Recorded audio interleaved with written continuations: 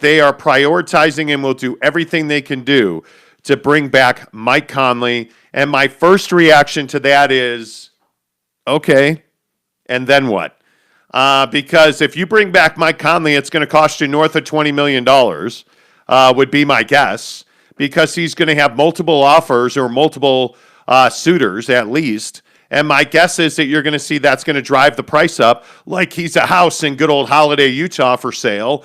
And they are going to battle tooth and nail to try and keep him.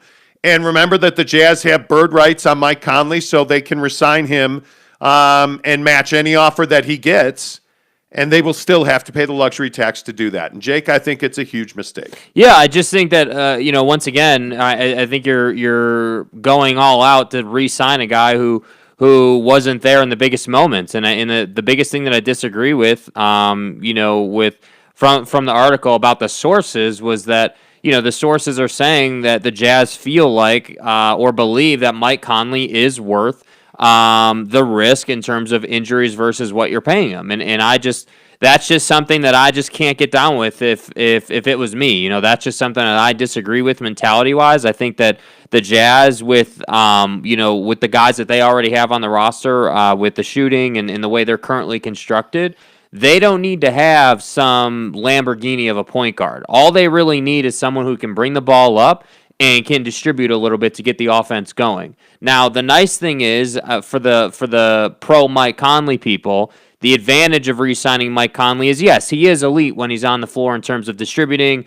getting guys in the right position, feeding Rudy. Like, he does a lot of great things for you. The issue is that he's not available to you in the biggest games that you have. So I just can't get down with the idea that you're not only going to probably overpay him a little bit because of the competition. Probably. Yeah, I mean, it's most likely that you're going to overpay him. You will overpay him. Okay, you'll overpay him, and at the end of the day, you're overpaying a guy who is going to be hurt. That's just going to happen, and I don't think if you're a Jazz fan, you should be surprised when it does happen. Well, how do you not overpay him? I mean, what is Mike Conley's value? And we've talked about this for several weeks now. That Mike Conley was part of the problem this year in that he did not stay healthy. And when you look at Mike and you look at his money, I mean, this is a guy that's probably going to command, I would say, $20 million on the open market. And with all due respect to Tony Jones, I just don't think this is a new story. We've talked about this for the better part of the entire offseason so far. I think the Jazz are getting their front office in order. We have 3 weeks until NBA free agency opens on August 2nd, and I think the Jazz are going to have to pay a pretty price to bring him back. I think we've made it pretty clear. I think we believe they'll bring him back, and I think it's a mistake. I think if Mike Conley wants to come back and play in Utah, and he's willing to do that for $10 to $12 million, there's no way he's doing that, then fine, let's do it. For $20 million on a 2-year deal, I want nothing to do with that. And I know that we've talked ad nauseum about Mike Conley, and all of a sudden the headlines put Mike Conley back at the top of the news stack, and I guess I understand that. You got to make yourself pretty clear on where you are as a Utah Jazz franchise. And right now, if you are paying Mike Conley and you are going over the luxury tax to do it, you are not going to be able to improve the rest of this roster, because Tony Jones reported exactly what Jake and I told you 2 weeks ago now, that the Jazz think that this core is good enough to contend for a title. And I'm here to break the news to you that it's not. I think if we learned anything about this team, is that when you rely on guys who are always hurt, those guys are always going to be hurt and you're going to fail. And I think when you put $20 million in front of Mike Conley for the next 2 years, so probably a total of 40, you put that kind of money in front of Mike Conley, you're not going to win a championship, because Mike Conley will not stay healthy. And again, I will say, the best indicator of future activity is your previous activity. And Mike Conley is always hurt. And I think that when you see that Mike was hurt going back to that Minnesota back-to-back late in the season, I don't think he ever fully recovered from that. I think he got hurt at the end of the Memphis series, and he never really played again. And I think you're going to be Donovan Mitchell and everybody else. Because at the end of the day, and this is something Tony Jones wrote about as well, I completely disagree, by the way, but at the end of the day, most people believe that if Mike Conley was healthy, the Jazz would have won the Clippers series. That does not change the fact that Donovan Mitchell was not healthy. And I mean, we could focus on Mike Conley all day if you want, but Jake, I'm telling you, Mike Conley being healthy doesn't change the fact that Donovan Mitchell had a severely injured ankle. Yeah, and I think, if you look at injuries for this team, it's always going to be, whether we're talking about Mike or Don or anybody else on the roster. I mean, even with Bogey. I mean, we've had the injury discussion with Bogey as well, not just the ankle, but the fact that he was playing with his right wrist a lot, and so injuries on this roster aren't unique to Mike Conley, and I think that what really needs to be said here is that this roster, unfortunately, is once again not athletic enough and not deep enough to absorb those kind of injuries. You look at what the Clippers were able to do without Kawhi Leonard. I mean, you're talking about losing one of your superstars, frankly one of the best players in the league by anybody's metric. He's one of the best players in the league. You lost him, and you still won the series, and that to me, for me, is what's hard to swallow here. Like, okay, I get it. You like Mike Conley. I understand that. But the thing that I really struggle with is, even if you went and re-signed him, even if you did get him, even if you beat all the other people who are going to be trying to get Mike Conley, at the end of the day, this coming season, not only are you going to be paying a lot of luxury tax to do it, you're not going to have gotten any deeper. Okay, so you do go and sign Mike Conley. Then what is next? Like, what? So are you going to go, like in Tony Jones's article, thought he made a great point, talking about going and getting guys like Raul Neto and Jeff Teague to kind of backstock. Those are names that you could potentially go and chase on really cheap deals. But at the end of the day, I just still maintain, even if you were 100% healthy, doesn't change the fact that Rudy disappears in the middle of games. Like, you just go away from that. It doesn't change the fact that your reliance on 40 to 50 threes a game comes back to get you in the postseason. Well, and I also think you're well aware at this point, I would hope, that you're just not athletic enough to compete at the top of this conference. I mean, if you get down to brass tacks on what happened in the Clippers series, you lost to the LA Clippers, who were without their best player in Kawhi Leonard, and Paul George, who had been, I think it's light to say maligned during the Dallas series, came in and did what he needed to do. You couldn't guard Reggie Jackson. I think you really struggled with bigs in that series. And frankly, you had no answer for how the Clippers defended you. And with Don on a questionable ankle, again, I just don't think Mike Conley's enough there, because I think the Clippers have enough athleticism to handle Mike Conley. I think if you look at the way the guards played in this series, certainly Patrick Beverley's a guy that you would think would wind up, spending a lot of minutes standing in front of Mike Conley in a Jazz series. I think you look at the way that the Jazz lost. They lost because they were not consistently good at anything in that Clippers series. And a lot of that is because, that first half where they shot the lights out and Bogey goes, 6 of 7 from 3, and then really isn't a factor the rest of the game. That's who this Jazz team was in the playoffs. And it's cool that you beat Memphis. That's a really good accomplishment. You didn't get knocked out in the first round. There's no doubt that this was growth.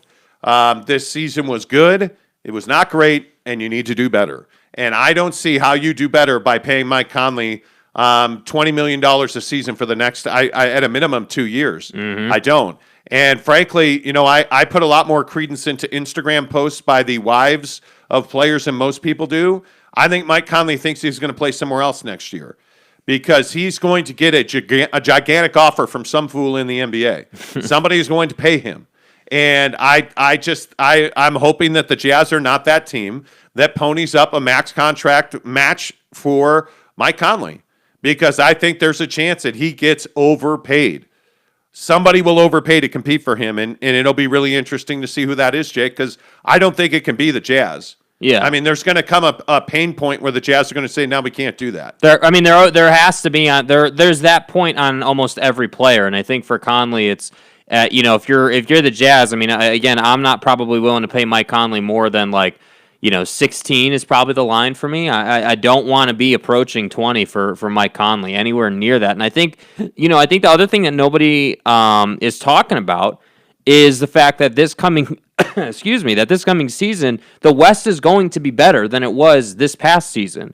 So firstly, I want to say that I don't think the Jazz were certainly lucky to get to where they got, right? They earned that. They played great basketball. They earned the number one seed. Injuries are injuries, and everybody deals with them. But I think, on that flip side, again, you're going to have much healthier versions of the Western Conference powers coming back this season. So, when I look at, again, the Lakers, when I look at the Warriors, I see these rumors about Ben Simmons to the Warriors floating around. I see Klay Thompson coming back. Again, Kawhi Leonard's going to be back for the Clippers. You look at all these teams, and you can start to see how the West is just getting deeper and deeper and deeper. Jamal Murray is going to be back for the Nuggets. So don't forget the main rumor that came out over the weekend, by the way, is DeMar DeRozan to the Lakers.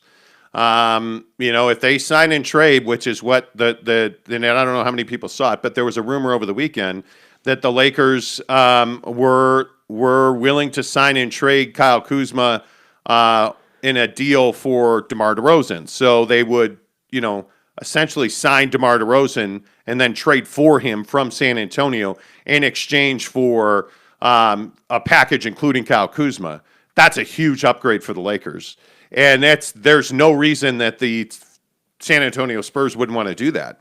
I mean, they're going to lose DeMar DeRozan. I think everybody recognizes that. If you can get an asset and picks in return, why wouldn't you do that? Mm-hmm. Right? So why wouldn't the Lakers do that deal? Well, they would. They need a third scorer. And they found that out the hard way. They're going to do something like that. I think your point is really well taken that the West is going to get better.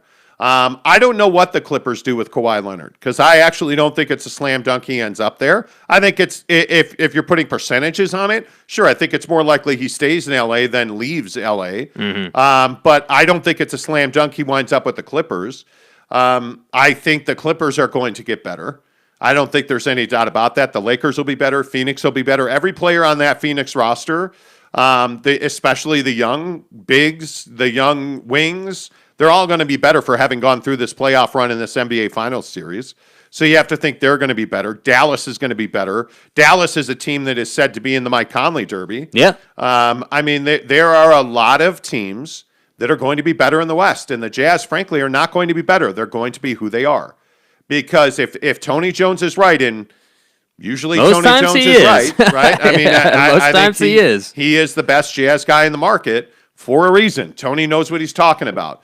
And if Tony's right, the Jazz are going to come back largely intact.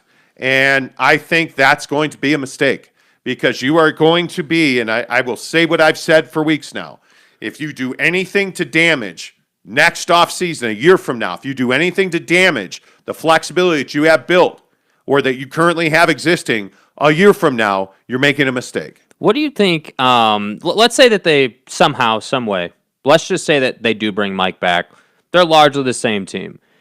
What do you think for Don the situation is if you're him? How long do they have to fool around not winning? Because I think that the Donovan Mitchell clock is ticking. I look at the situation in Portland with Dame. I think players are learning from that situation. Yes. There was a lot of conversation about, hey, how long have we been having the conversation just between you and me?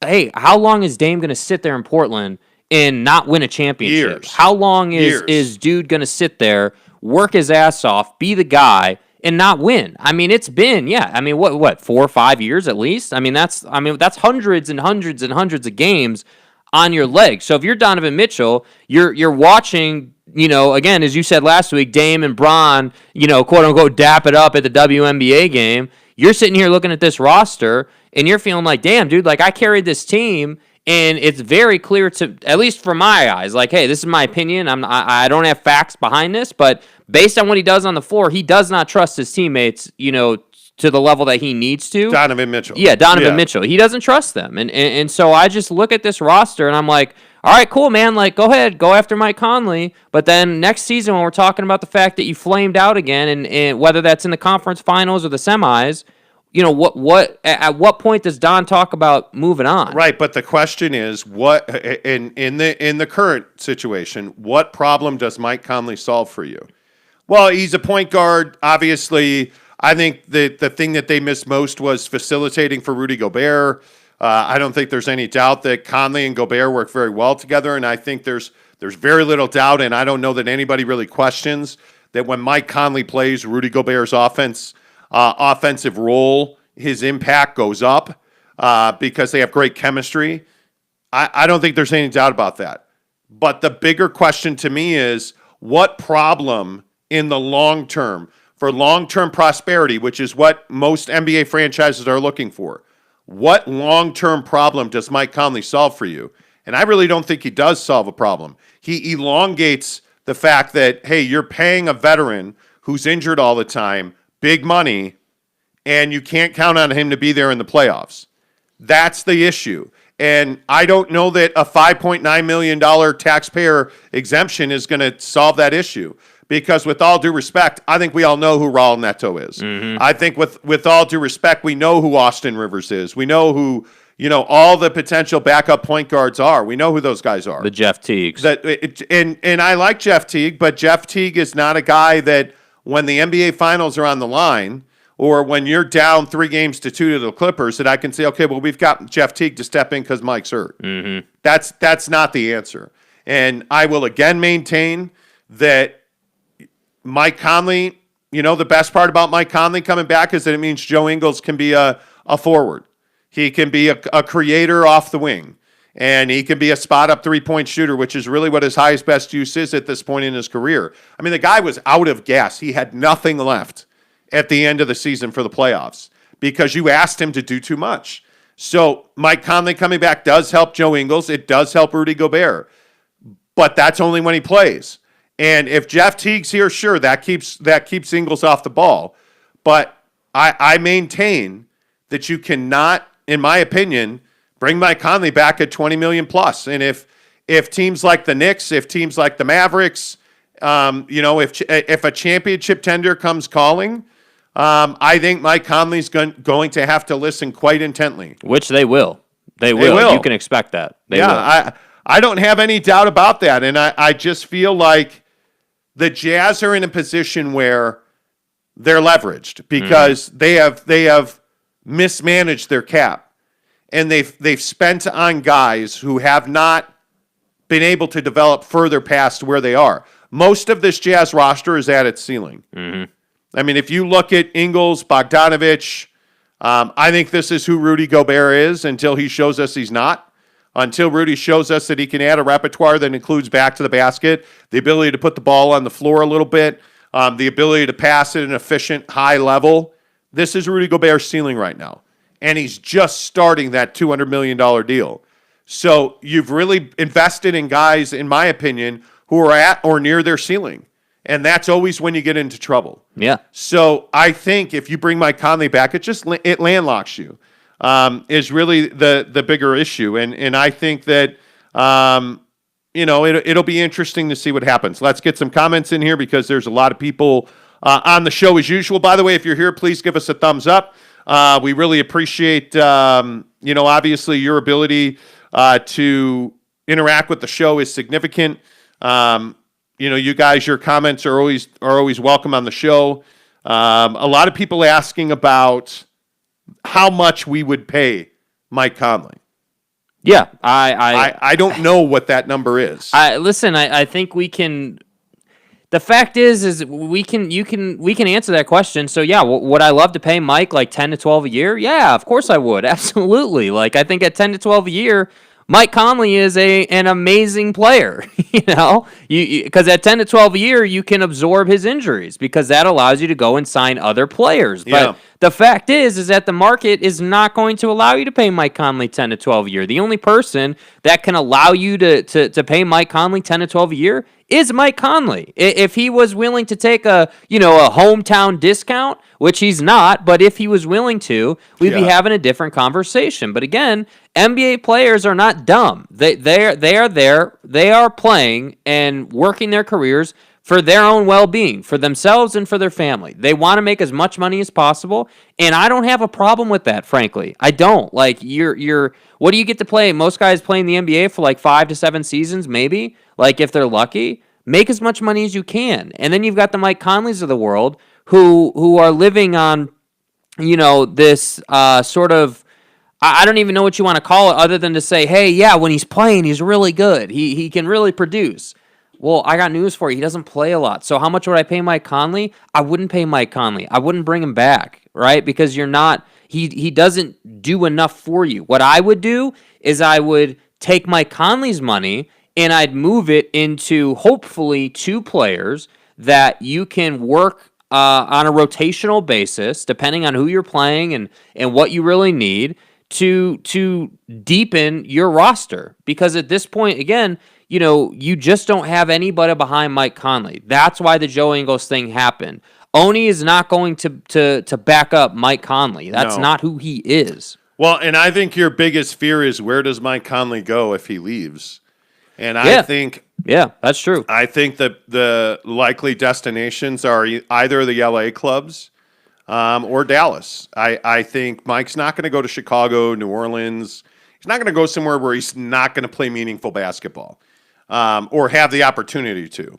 And I think the thing that should really scare you is if he goes to the Lakers, they all of a sudden are a much better team. And by the way, the Lakers would be a club where, okay, maybe now we can talk about taking a little bit less because I know that without a doubt I'm going to be playing for a championship. Yeah, when you have LeBron and AD, and when you think about the fact that Mike Conley brings elite three-point shooting, I think he is a massive upgrade over Dennis Schroeder.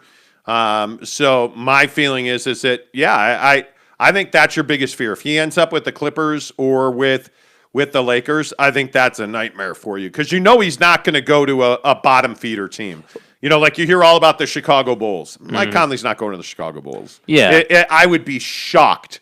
That would be a cash grab. That'd be a bag grab if he did that. And I'd be really surprised by that. So, and I think the other important small detail in this whole Mike Conley situation that you have to keep in mind is that they do have bird rights on him, which just basically means that they have the ability to match any offer that he's presented with. So they're going to have let's just say the Lakers called Mike Conley and said, hey, here's the deal we're willing to offer you. The Jazz are going to be able to put that on their desk and say, hey, are we willing to match this? Are we willing to, pay Mike Conley 23 year or whatever, like some ridiculous numbers. So that's basically the situation they're in because they already know what they're going to offer Mike. Like that's already on Mike's lap, I'm assuming. Like they've already had that conversation. Now it's just about, okay, well, what kind of money can Conley go out and get? By the way, Ace wants to know if you're serious about growing a neck beard. No, I just haven't done anything about it, frankly. How long do you let the beard grow?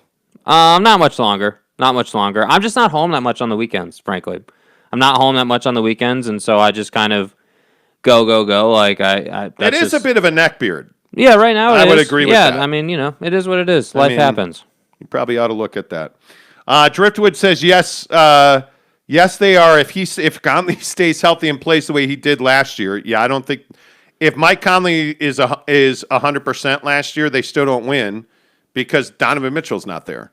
So, and this is that revisionist history we always talk about. Mm-hmm. If Bogey doesn't break his wrist, well, he did.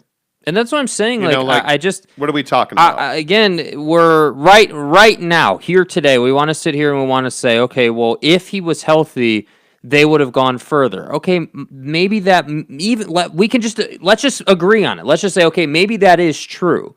The problem is he's never healthy when you need him. He wasn't. Like that. Yeah. That's what I really struggle with Conley. You realize we're having a different conversation with Conley than we are with Gobert, right? At least with Rudy, he's on the floor and he's giving you the best minutes that he can possibly give you. Does he have flaws? Yes, absolutely. But he's out there working his ass off, giving you everything that he can give you as a big in this league. With Conley, he's not even on the floor. He tried to come back and play a few minutes. Those were not good minutes. Yeah, he was a ghost. So that's why I say that's why I really struggle with this whole Mike Conley concept. Let his ass walk. Yeah. Let him go. Yeah, and I think it's hard for Jazz fans to come to terms with that. That's a huge change for this organization. Jeremy Bolton, good morning to you. I think the advantage to having Conley was seen against the Clippers, but I agree he needs to be healthy. Red Hart Norvis says Jazz are a contender with Mike Conley if he's healthy. They're a contender without him. Jazz should watch more FIBA games to scout a cheap point guard that can facilitate and a power forward that can score. Yeah, I'm not so interested in FIBA guys. Brandon Whiteside says Tony Jones overrated Mike Conley. We made into an all-star. Then he didn't show up when the stage was set for an epic finals push. I'd rather have a sign and trade. I just think there's not many people that there's no advantage to the other side, right? Like sign and trades like the DeMar DeRozan to the Lakers. Makes a ton of sense, right? The Lakers need a guy. The Spurs are rebuilding. They need picks and young talent. Makes perfect sense.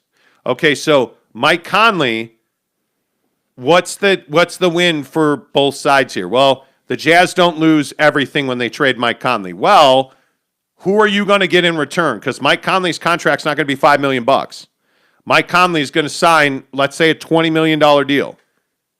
The Jazz are in a position where they're over the cap, they're hard cap. So that trade becomes exponentially more difficult, right? And even if you go dollar for dollar, who's going to help the Jazz? And why would the Jazz help a contender? Because Mike Conley's not going to the Chicago Bulls. Like, it just doesn't make a lot of sense. Are they going to sign and trade Mike Conley to the Clippers, the Lakers, the Dallas Mavericks? That doesn't make any sense, right? So you look at the teams in the East at the top of the table. Well, Milwaukee doesn't need a point guard. Brooklyn doesn't need a point guard. Atlanta doesn't need a point guard. Like, there's not a whole lot of options to sign and trade Mike Conley. It doesn't make a lot of sense. I'll go to my grave saying that. There's just no reason for any other team to work with the Jazz on a sign and trade on Mike Conley, especially when they have bird rights to him. I mean, there's not a lot there. Dante May says, who are our backup point guards? Well, you really don't have one. That's why I'm saying, let the guy walk, use that money, go get two of them, right? Because think about it. I mean, that's 18 to $20 million a year that you're not spending now on one player. So you can turn 18 to 20, you can turn that into two guys. Yeah. So you're changing. But really, again, you're over the cap. You're paying the luxury tax. So even if you let him go, it just lowers your luxury tax bill.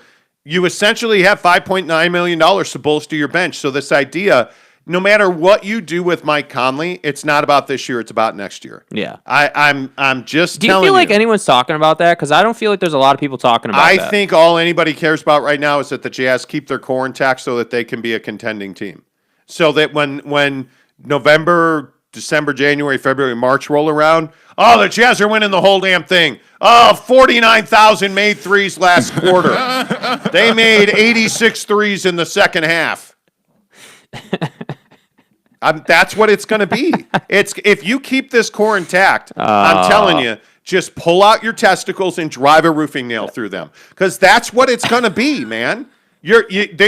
Why would you think that you're going to improve when you've done nothing to change the roster? It's why Dennis Lindsey got fired.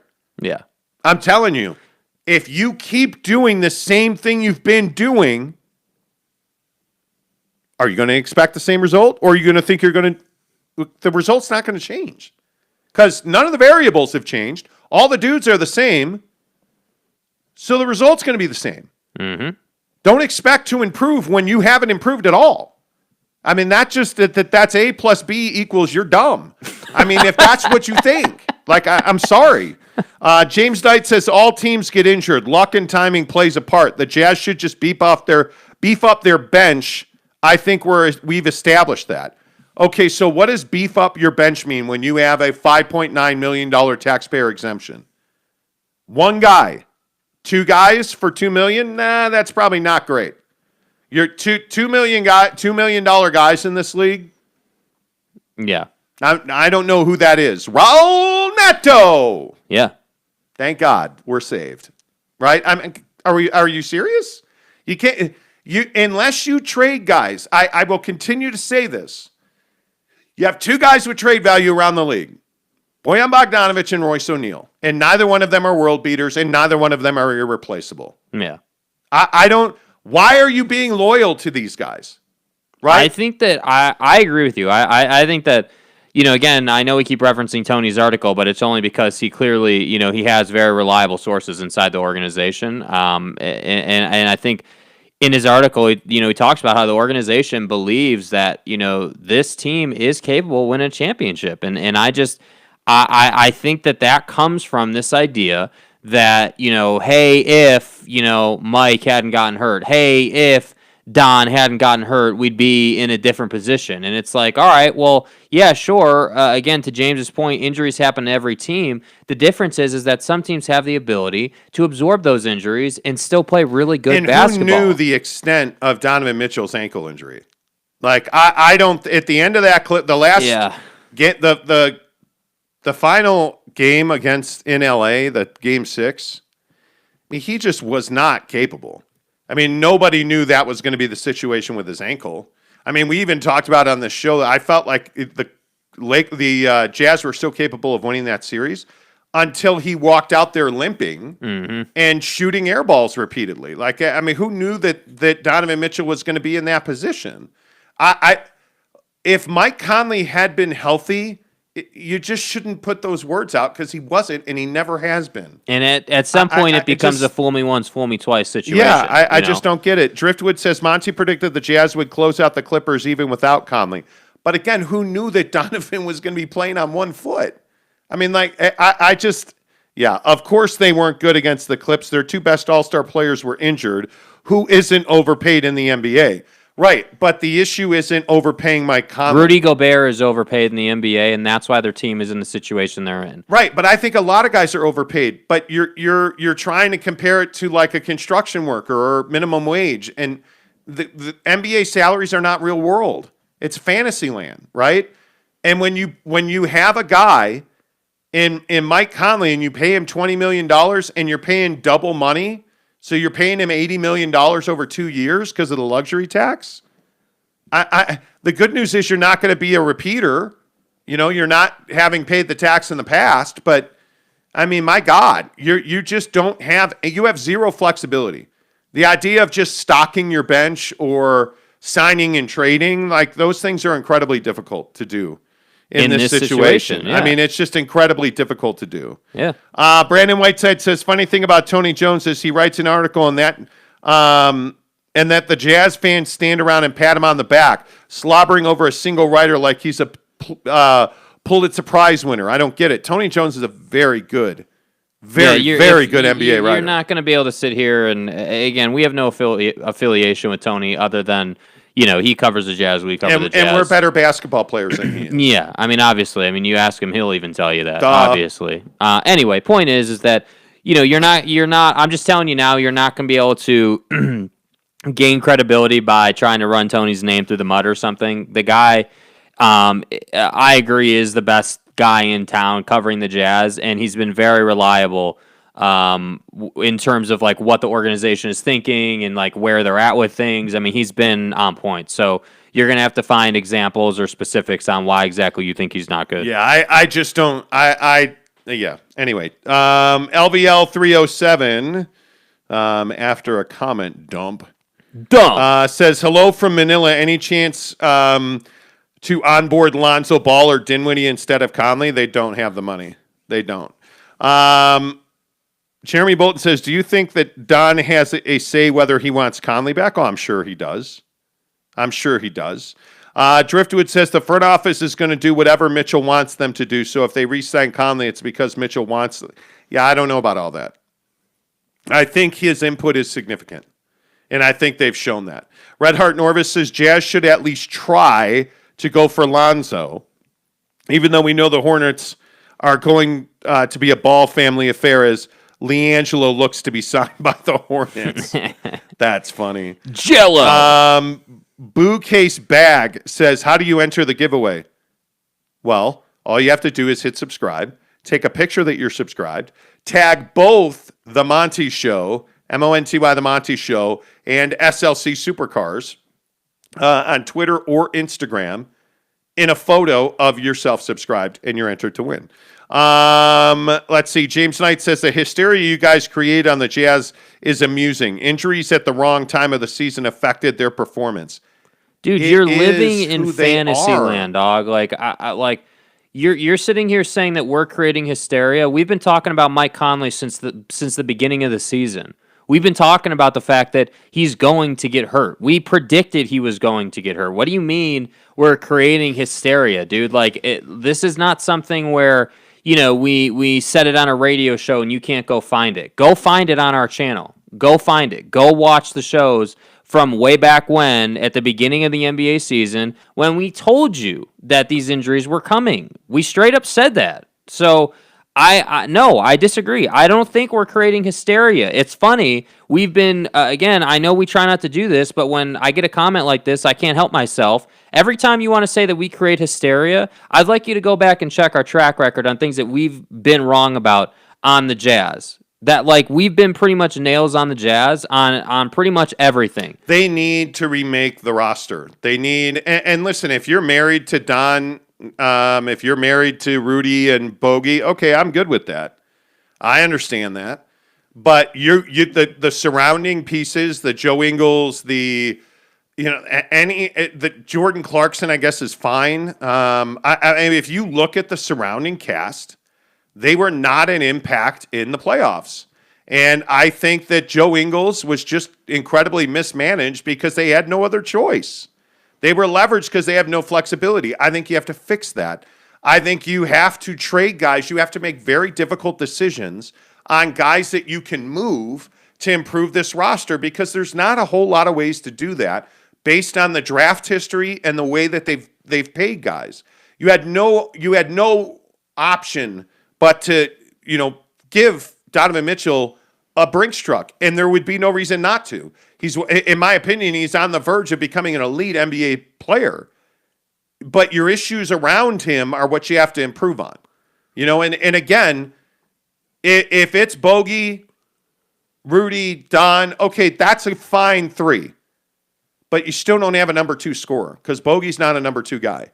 So at a minimum on this team, you need to go find a running mate for Donovan Mitchell, and you need to find a legitimate number two scorer. You've got to get more athletic on the wings, and you've got to be way better defensively. This team, there was this belief that the Utah Jazz were some elite defensive team, and I'm telling you they weren't. No, they're not. And Rudy Gobert cannot defend five guys on his own. He is a wonderful defensive player who is not responsible for everybody else's job. And at times, even Donovan Mitchell, I mean, just overreacting to ball movement, not being in the right place at the right time, not instinctually playing defense, losing, like if you look at Bogey's a try-hard guy who just doesn't have the ability to stand in front of somebody. Like he cannot keep a guy in front of him. That's the issue there. Nathan Johnson Vlog says, assuming we re-sign Conley, if he stayed healthy, would it be worth shopping him at the trade deadline? Well, it depends. Why would you sign him to trade him at the deadline? I don't know why you would do that. I mean, that doesn't make a lot of sense. I see what you're trying to get at there, but in the real world with how the NBA works, that just, especially with the Jazz, they're not going to go and sign, Mike Conley just to trade him at the deadline. And that's just the other issue is, remember, they don't have draft picks. They have they have their own every year. That's it. Like they've traded so many. The Conley trade for Memphis just about gutted their ability to make trades with draft picks. Yeah, because they just don't have it to trade. They don't have cash to send out or take in, and they really, or at least not much. And they really only have their taxpayer mid-level. So they're landlocked for a year, and that's why I said be okay with not winning a championship this year so that you can win 3-10, so that you can win championships down the road.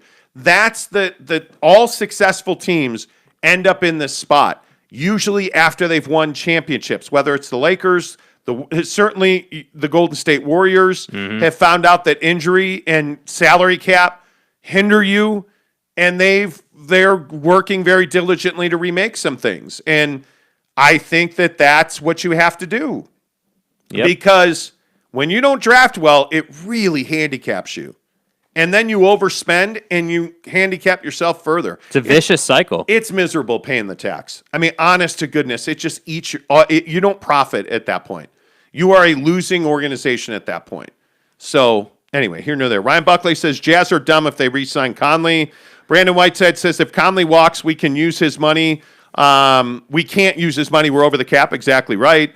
Eric and Raleigh says the NBA is not MLB. Trade deadline deals aren't realistic. Well, they're not realistic to win championships, right? Championship teams generally don't go out and make a transformative deal at the deadline.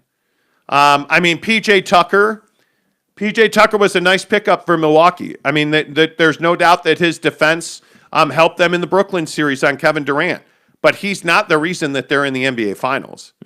Now, health might be the reason that the Bucks don't win the championship, but I mean, PJ Tucker, like the Holiday deal. That's why I think they're a much better team. So it'll be interesting to see how that plays out. Ryan Buckley says plus minus is BS. Rudy got exposed by small ball. Stop being delusional. I think Rudy Gobert didn't get exposed by small ball. I think the rest of the Jazz roster got exposed by what the Clippers did. Rudy was asked to do things he's just not capable of. And I think until you recognize that, and until you understand that you don't have a matchup for Terrence Mann, you don't have a matchup for Reggie Jackson, you don't have a matchup for Paul George, right? Like, who's the lockdown defender? It was supposed to be Joe Ingles and Playoff P, and Joe Ingles owns that ass. He's in his head. He went off against you. I mean, you don't have athleticism. So, yeah, is it true that Rudy Gobert's assignment did really well in the corner? Sure, but, to again point out something we've talked about for a long time, the game in LA against the Clippers, how did the Clippers win that game? Patrick Beverley switched to Rudy Gobert, and Pat Bev hit a three in the corner in the regular season. And we've been telling you that's exactly what the Clippers were going to do. They were going to switch guys, they were going to put a guard on Rudy, and they were going to leverage that matchup. And they pick and rolled the Jazz to death. The Jazz went to zone. Ball moved, dribble penetration, kick to the corner. Terrence Mann hitting tons of threes. By the way, as Jake likes to say, what else did Terrence Mann do? He dunked on Rudy Gobert. Posterized. I mean, it's not Rudy's fault that you're asking him to run out to the corner on an athletic young wing, follow him to the basket, and get dunked on. Who can stop that play? Yeah. I mean, it is not that Rudy Gobert is a plus-minus BS numbers lied guy. He's an elite defender, arguably the best defender in basketball. The problem is no big that's 7 feet can go to the corner and trail a guy to the basket. No big can have backside responsibilities with a three-point shooter in the corner. Yeah. It's not going to work. Yeah. I mean, you're asking Joe Ingles to be a point guard. Yes. It's not going to work because Joe Ingles isn't a point guard. And by the way, how long are you going to continue to do that with this roster and have the expectation you're going to win? And Ryan, I don't think you're wrong. I think Rudy got exposed because the rest of the roster got exposed. They collapsed defensively. That's what happened. Jordan McDonald says, Jeremy Bolton, that's a nice stat.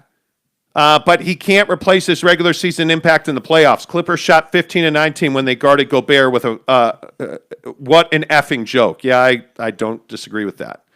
I just think it's really difficult. You can't make excuses for what happened to this team. The guy who was at fault, Dennis Lindsey, and just saying, we talked about that for months. There's some comments about, how you have to replace the coach. I'm telling you, Quinn Snyder's not the issue with this team. No. He's not. No. I mean, it is very simply a matter of fact that they drafted very poorly. Very poorly. For a decade. They drafted very poorly. Made some nice deals to get Donovan Mitchell and Rudy Gobert on draft night. All right, cool, I'm good with that. But you missed out on some real superstar talent. And it's very difficult to get away from that in today's NBA. You look at the teams that are in the finals, and they got a lot of guys that they drafted or developed. And I think Giannis and Devin Booker are two great examples of that. Yeah. Giannis Antetokounmpo was a guy that a lot of people missed on. The Milwaukee Bucks did not. And I think you're seeing that they've developed him. Now he's a liability at the line, and now he's got this knee injury. But yeah, let's keep it real on that. You think the Jazz re-sign Niang? Stop. Look, we don't talk. Listen, this is not a minivan show. Ryan, I don't know. And Ryan, are you new? You might be.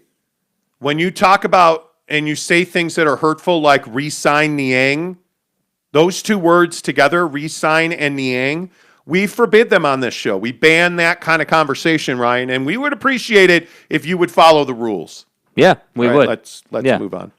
Okay. All right. Gillert Gnick, Good. I don't know what you said, but your comment got banned, so I'm assuming it's not good. Hey, any Grocock sightings yet? No Grocock sightings today. Stop. Why bring that up? Because. Stop. Block Rush says Quinn Snyder got out coached, period. Okay, what should it... And this I is love the this game. take. I love this. This is the game. Well, Quinn Snyder sucks. He's stupid. What an idiot.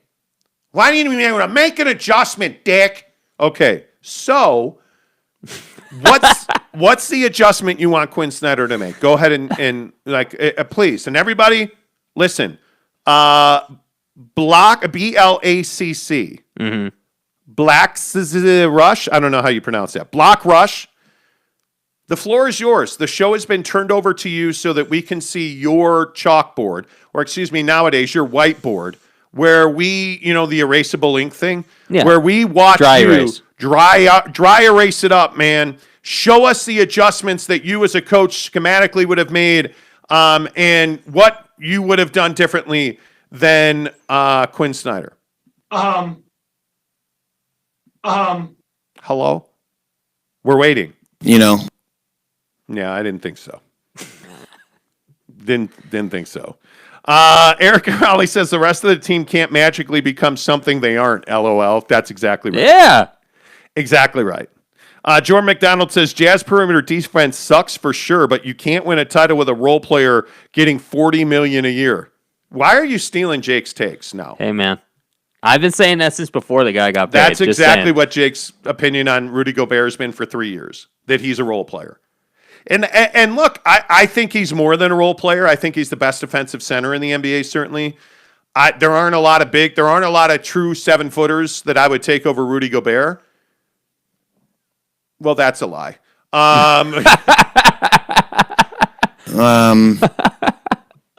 You got to be able to score the ball in this league. Let's see. Joel, the Joker, DeAndre Ayton. So you would take Ayton over Rudy Gobert. Man, that's close. Yes, I would. The Bahamian Behemoth is pretty good. I'm sorry. Wait, what was that? I just came up with a DeAndre Ayton nickname off the top of my head. Okay. DeAndre Ayton's pretty good, and he's not near his ceiling. Yeah. Defensively, he blows, but he's not very good defensively. He struggles to catch the ball, but that jumper's pretty, and he's got a lot of offensive game. Other than the fact he can't stop the other center and he can't catch the ball, DeAndre Ayton's a hell of a player. Let me tell you. I don't think he's better than Rudy Gobert. I think offensively he is.